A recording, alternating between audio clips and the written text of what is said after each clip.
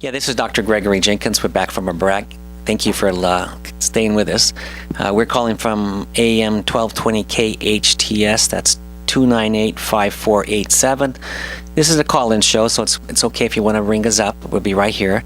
I'm here with Dr. Judith Curts, and we're having a little bit difference from our other programs we've had before, but we're calling and talking about the recent forest fires we've had in the community. And we actually have a guest on the show right now. Her name is Lori Kozik. She's one of the employees at the hospital. at the radio station. I'm usually at the hospital, but this is the radio station. And we asked her if she'd like to talk a little bit about her feelings. So, Lori or Judith, why don't you guys go ahead? Well, Lori, when I came in here to do the show, we were just talking about how things were here, and I haven't been here, so I want to know from your perspective and exactly what is your job here at KHTS? Well, I like the title that our morning DJ gave me, George Cummings, Vice President of First Impressions. I think it's a glorified name for a receptionist, but I'll take it. I think it's fabulous. Go with it. Yes, so a receptionist, like one of the first faces that you see when you walk into the station. You are? Yes, and I handle the phones too, along with some other people here. And you don't let people in sometimes unless you know what they're here for. Yeah, well, we try. But yeah, no, we let everybody in. Everybody's welcome. So we were talking, and can you kind of tell everyone what you were saying to me? What was it like here, and how did you feel as you're leaving? It was very busy, chaotic, and I was informed when I first started working here that when there is an event here like this, I wouldn't know if you would call it a tragedy or an emergency or something like that, that they do work around the clock to bring information to the community, and I got to witness that firsthand. And I know for a fact they were here over the weekend, so I was kind of mentally prepared to have that on Monday. And it was chaotic with the phones, a lot of people wanting information, and a lot of people that were in distress, and those were the calls that kind of caught me off guard. Would you mind sharing? Sure. I got a couple phone calls in the last couple days from, one was from a parent that was out of town, and she was very upset. She was crying, and she couldn't get a hold of her daughter. And she said where they live here in the Santa Clarita Valley, they have bad cell service. And she was worried that she was in the area that needed to be evacuated. So I asked her if she could give me a general location of where she lived, and I was able to bring up a map online and tell her that she was safe from the evacuation area and from the fire, but she was pretty close to the evacuation area. And she was just going to be getting a lot of smoke and ash. And I asked her to keep in touch via, cell phone and email, and we were able to talk yesterday via email. And she told me that she was safe, and she thanked me.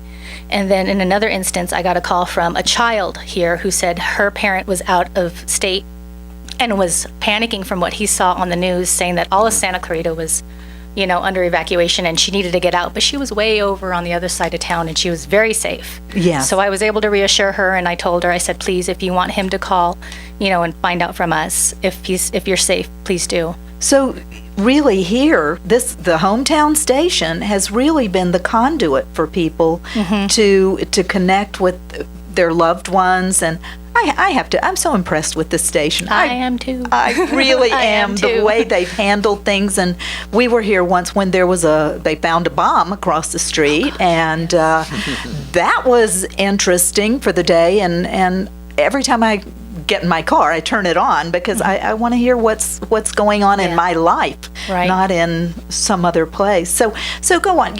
How did this? You're talking about other people, how it affected them. And it certainly has affected a lot of people in our community. Yeah. How did it affect you? I'm not used to this. I've only lived here 6 years, so it doesn't even compare to how long a lot of people have lived here. And when I first moved here, I was told that there's a very small town feel to the Santa Clarita Valley, and I got to experience that. And I would see positive posts on Facebook about what people were doing to help out with the firemen and the evacuees, and then that would make me tear up. But then I would get one of those phone calls that I was telling you about, and then that would make me tear up. And I was trying not to let my coworkers see it, so anytime I would hear somebody walking near me, I would shut it all down. But I was telling you earlier that once I got in my car, I just lost it. I started crying. Yeah. It was just a very emotional day, and it's been emotional 4 or 5 days. Yeah, you're still feeling it, aren't you? Yeah, definitely. And working in a place like this, I think you're exposed to more than you would be if you were like working at Starbucks or at a, school or something like that. And, you were the therapist, you were the person who, you're that voice that can calm people down. So it's a pretty important job. I tried. I hope so. Well, I think you did a great job, and Well, I think it's wonderful for the community because the state. I said I think it's wonderful for the community because the station has allowed us to have some place, because these parents and these kids are upset. Say, what do we do? Let's call the radio station. Usually I say let's call the principal of the school, but now they call the radio station and try to help out. I called on Saturday, and but it was so hectic. I said, I'll just go by if I need to talk to him. 'Cause I knew you were getting important phone calls. Yeah, some Not of them phone were, calls from me. Yeah. Some of them were very interesting, but yeah, those ones that were people that just looking for information and wanting to know about the road closures and where the fires were and all that. I tried to help them out as much as I could. I think the road closures was what people were looking for more than Yes. anything else. Yes. And and I guess a couple days ago, was it Monday? They were closing the 14. Yes. All of a sudden, they have to close the whole freeway going north. So that impacts so many people. Yes, definitely. well, and I take the 5 and then the 405 to go to my office in Beverly Hills, and traffic was a bit heavier, so I did leave a little earlier, but it was heavy, and it didn't. Listen, I was so grateful to be in my car going to my office that I wasn't evacuated and had no loss to speak of. So I was delighted. Were you weren't evacuated? No, Okay. but my parents live 40 miles away, so they didn't exactly know where I was in terms of how close to the fire. And they just kept hearing Canyon Country where I live, and they went into panic mode. And they were calling me all day on my cell phone, and I had to tell them, I'm fine, I have to deal with work calls. I'm fine, I'm fine. Leave me alone. Yeah. I'm okay. Yeah. Yeah. Yeah, but I understand how it is when someone doesn't know and they have loved ones here. And that, I think that's one of the things about technology now. It's so great, but also it's so bad because, now we text. How are you? How do you feel? At least when we talk to somebody, we can say, how are you? How you feel? And you can see the emotion, you can see the face, you can talk to them. But now, how you doing on the phone? I'm okay. You don't really hear, I'm dying. The house is going to burn up, I'm sure. I got to get out. I got to get my pictures. I did that in my car. I waited till I was in my car. And I have to congratulate you because you're handling it that way, and you're allowing yourself. You allowed yourself to sob, right? Yes, I did. Good for you. Oh, yes, I did. See, I'm a big baby. No, you're a healthy woman because big baby, I think people try to hold emotions in, and you've got to get them out. You got to feel that and deal with it, and then you're cleansed quite a bit more, I think, and you're able to come in today. And it just seems like, after a party in the street, they're sweeping the streets, and it just seems like with the city now, the streets are being swept, and people are trying to get back to some kind of normalcy. Yeah. So, how are you doing now? Better. Yesterday was a lot quieter than Monday. We still have people calling in because they want to leave like donations and they want to know stuff like that. But I think until this fire is completely out, no one's going to be able to be that relaxed. Yeah. So you're a little on edge. A little bit, yes. Yeah. And you can still smell the smoke. Yeah. And you Yeah. can still see it. So we just need that to be taken care of. Yeah, the fire is still going. We don't see it as much as it was, but it's still going. And luckily, the last news report was they have more containment, so we're getting closer. Yes. But people don't realize how big the fire is and how hard how huge it is and how it's growing, and sometimes it's not predictable. And they kind of, the firemen are so smart. They steer the fire. They steer it towards some place that doesn't burn anything down. They push it away. They just steer it. They keep pushing it this way, and they put the red stuff down so it doesn't burn. And they put the guys on the helicopters, they drop the water just so it turns so it goes away from houses. Those first responders, I just have bless them. enormous respect for. I always did, but now seeing it so close, Yes. definitely hats off to you. Definitely. And thank you for being there.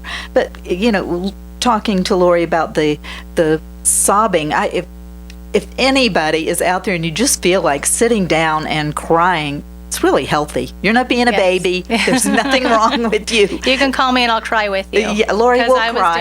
I was doing it. Yes. Yeah, and it's really kind of a relief and a cleansing. And, I would love to hear from other people. I think people are shy about calling in. If yeah. there's something, but to call in and talk about feelings, I don't know what that's about. It makes you vulnerable. Maybe they're not And- ready. Maybe in a week or so. We'll see. Well, we're going to be talking about something else. Oh, in a that's week. right. I'm we're sorry. going to talk about, health and Yeah, I sexuality. don't want to be talking about the fires anymore after this. Yeah. Well, hopefully we won't have to. So No, we'll see. No. Well, yeah, we've had two. That's too many, I think.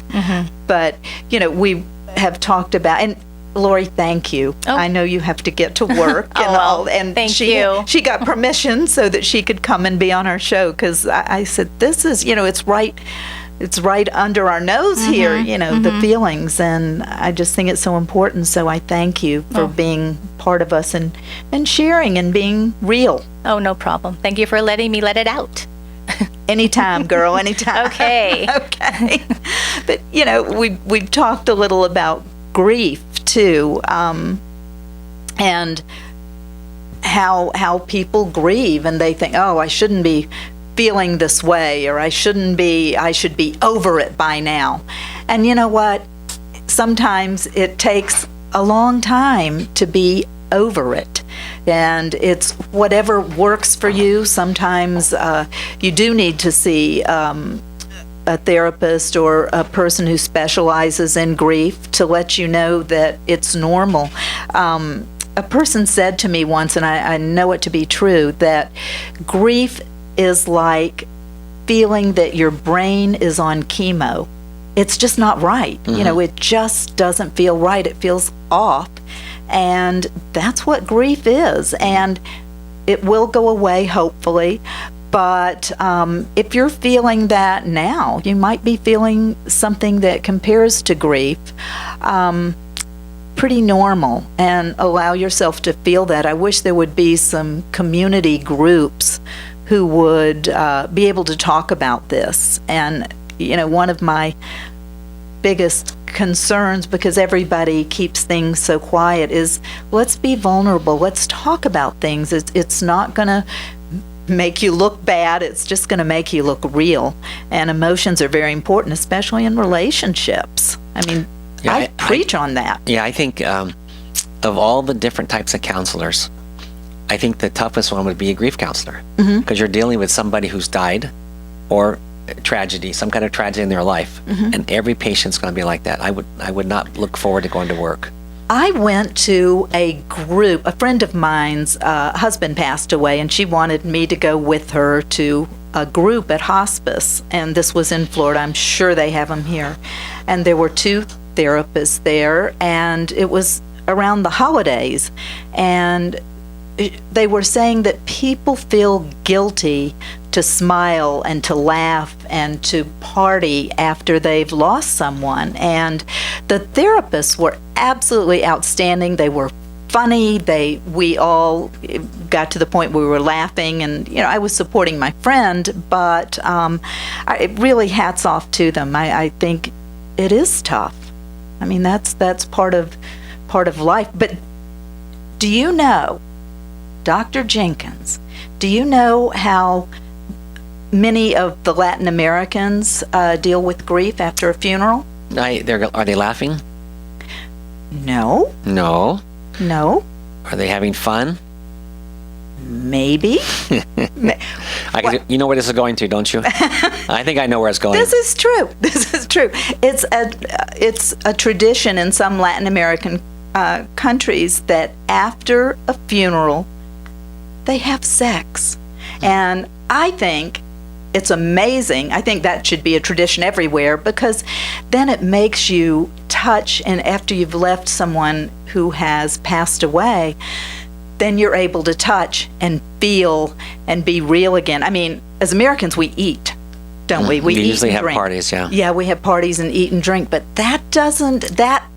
what that does really is that it numbs the feelings of grief.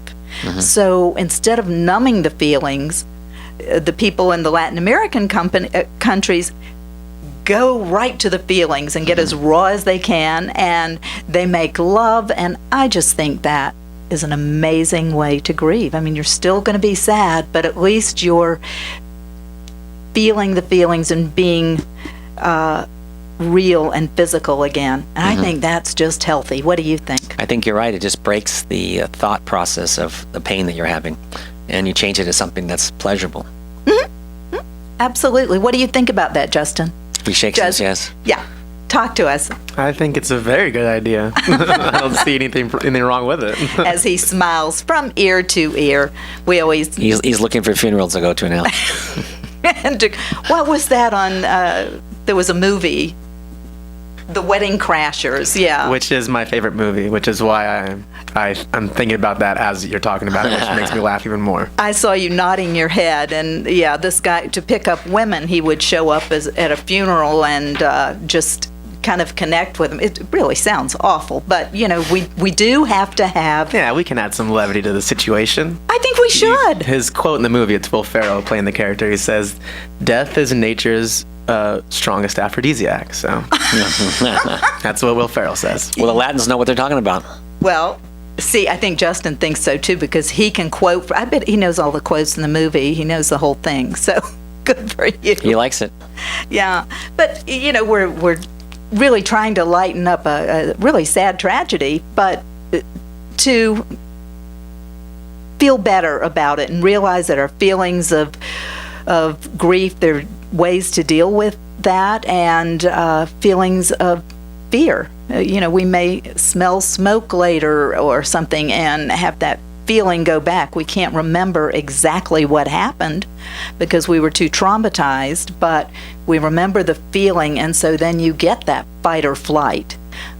But as a therapist, what we do is get you to say, that happened, that's over. Now let's get into what your feelings are about now, and because what's happening now is very, very different than what was happening then, so it's not starting over again. And there'll be plenty of triggers that will make you think about these things. So, like you said, smell smoke. Oh, and you remember what happened. Knocks on the door. What else? Knocks on the door. Yeah, fire. Hear the sirens. Oh, the sirens. Sirens all the time. The road closures, I don't think people remember as much, but because that happens a lot. Yeah, it happens a lot. Yeah, around here. So you think of all those hundreds of firefighters that were on the lines. As soon as you see a fire person, you'll say, "Oh, thank you." Yeah. Or my house burned down. I did hear an interesting story that there was somebody up in Sand Canyon that had a house, and he or she had a different kind of policy on their house, a fire policy, that actually, if there's a forest fire, the insurance company sends a fire station to your house, a private fire station, and so they go up there and they stand by at the house in case the fire comes. They'll be right there. I thought, wow, that sounds like good. I want to do that. I was going to say, you've been evacuated twice, and of course, my first thought was, so was your house up for sale now? Or are you thinking, I think I'll move. This is not the place to be. Or are you going to get that policy? I'm going to look into that policy. I would too. I've heard of that. Yeah, they just park the fire truck right in the front yard. Probably not. Well, they actually sent out a private. I didn't know there was private fire departments. But you know what? I'll bet that is so expensive. It's cheaper than building a huge house in Sand Canyon, which is $2 million. There you go. Look on the bright side. Mm-hmm. Yeah, so that's true. And unfortunately, with all of this dry weather, that's what they had. I was in Denver a couple of weeks ago, and as soon as I got off the airplane, it started pouring rain, and I started laughing. And then we had hail the size of golf balls, and I thought it was the coolest thing in the world because we don't get much rain here. Yeah, I went to Detroit once for a wedding, and it started snowing, and I was standing outside just like looking up, feeling this is so cool. I don't see snow very often, It's crazy California people. It was just enough like to make it pretty, and then had the wedding, then left. We're used to the sunshine and the blue skies, and I think mostly we look at how hot's it going to be, and after that we don't really care about the weather. I was talking this morning to a patient of mine in Florida. We do video, and he was saying, I cannot walk outside, it's in the hundreds, and he said the humidity in Florida is so just unbearable. So we have it a little better. We're going to break, aren't we? We are. We're going to break, and this is Dr. Gregory Jenkins with Dr. Judith Curts at KHTS AM 1220 here in downtown Newhall, and we'll see you in a moment. Thank you. And you are back with the Doc and Doc Show. And I wanted to tell you, generally, what we talk about is health, physical health, because Dr. Jenkins is an MD, and sexuality and emotions, because I'm a PhD in clinical sexology and psychotherapy. So that's generally what we talk about, and we many times have guests in the future, other doctors who have come in, and we've got some that are waiting. But we talked about the show, and we do this every week from 2 to 3, so we just thought it would be fitting and appropriate to talk about what's right in front of us and what has happened and how people deal with it. So, instead of covering up the children's ears this time, I think we've been rather appropriate. We're always appropriate. Well, yes. Always. Thank you. Yeah. Thank you. Yes, but, more adult. I think we've been pretty good that children could even hear this. I think so. But I think you're right. And I wonder too, that's one thing I'd like to mention is kind of watch your kids and see how they're responding, especially if you've had to evacuate, and how they're feeling. I think talking about it, sitting around the dinner table and talking about what happened and how they feel about it, and take their iPads away for a while and just get them to express their emotions. I think that would be pretty important. What do you think? Yeah, they're going to mimic your feelings. So if you're scared, they're going to be scared, and they may have a lot of bad behavior because of their fear, and they don't really know how to. Kids don't know how to handle fear. Adults do better, but not the kids don't really know what they're used to being nurtured, and they're used to being in a loving home most times, and they're going to be different for a while until they get this fear out of them. And we're talking about the whole community, like the whole community is on fire, but really it was just this one segment of the community up here. But those kids go to school, well, when school starts, I guess, or these kids go to playground, and they'll talk about it, and they'll be a mirror to their parents. They really will be. So I think it's important to talk about it, get it out, and make sure your kids are okay, and not be so hard on them if they're acting out. They may be afraid to go to sleep at night. They may be, especially if they've been evacuated. And, I wonder, too, what kids take. They probably take their favorite blanket or their favorite stuffed animal, or that's what's important to them. Right. And their animal, whatever pet they have, they can. But it was amazing to me how many animals were in the canyons. I think there was over 1,100 animals that were rescued and taken out of the canyon and put in different places. And these people just helping each other, and it's heroic. How they've helped their neighbors. And again, like I said, somebody you don't really know that well. So they probably ought to have a bunch of potluck dinners afterwards in your neighborhood. Ought to get together and talk about the fire and shake hands and hug each other. And there's a phenomenon for that, and I don't know what it's called. It's people who have survived plane crashes together become immediately close and immediately friends because they survived. That's what they have in common, this survival. So, next week we want you to call in, and hopefully we'll have a normal, calm week, and we can talk about relationships. We're going to talk about internet dating sometime. We're going to talk about the different new things in the medical field. Right. I have a plastic surgeon I'm negotiating with. It seems like he always has surgery at 2:00 on Wednesdays. But well, I talked to him again yesterday, and we're going to have to change that around because this show's important. Yeah. Yeah, and we want discounts on our plastic, so whatever we're going to do. I'm sure there'll be a discount there. Yeah. He's discounting us right now. That's right. That's right. That's right. He's right. By having his surgery scheduled. I'm too busy for this. I don't need to be talking on radio for that. But we're going to be back to our regular show next week, and we have about a minute left, and not too much time to call in, but you can still email us. Dr. Curts, what's that address again? doc@hometownstation.com. It's DOC, doc@hometownstation.com. Let us know what you would like for us to talk about in our realm. So we invite you into our offices for free to talk about anything you'd like, and to have us address it, and anything that's bothering you or you'd like to know about or have us talk about. That'd be we'll good, yeah. do it. We have a lot of topics. We're just trying to find the exact person to be the guest on the show. And you don't have to be a doctor to come on the show. We'd like just regular citizens to come on and talk about things for them. So you're invited and welcome. So please give us a call. Yes, please. Thank you. So I guess we're about done for the show tonight. So we're going to be signing off here. This is Dr. Gregory Jenkins with Dr. Judith Curts. You're listening to AM 1220 at KHTS in downtown Newhall.